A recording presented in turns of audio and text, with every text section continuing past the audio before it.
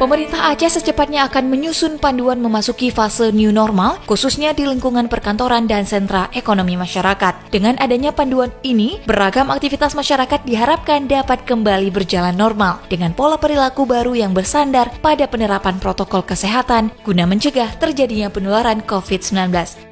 Penerapan new normal akan diterapkan terlebih dahulu di lingkungan pemerintahan seperti pada staf di jajaran pemerintah Aceh dan setelahnya akan diperluas, kata Sekretaris Daerah Aceh Taqwallah dalam rapat persiapan new normal di ruang rapat Sekda Aceh, Rabu 27 Mei 2020. Taqwallah juga mengingatkan, dalam menghadapi pandemi COVID-19, semua pihak diimbau untuk tidak panik namun tetap waspada dan tidak boleh menyepelekan virus ini.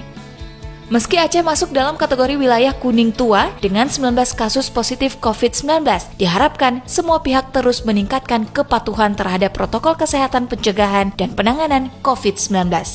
Hal tersebut dikarenakan tidak ada satu alasan penjamin yang membuat siapapun bisa terbebas dari terjangkiti COVID-19 jika penerapan protokol kesehatan diabaikan. Untuk itu, pemerintah Aceh masih akan terus melakukan sosialisasi penerapan protokol kesehatan sehingga makin banyak pihak yang bersedia menerapkan langkah-langkah melawan COVID-19. Khususnya, kepatuhan mereka yang ODP dan PDP serta yang positif terhadap protokol kesehatan sehingga tidak menjadi penular virus corona kepada yang lain khususnya di fasilitas umum.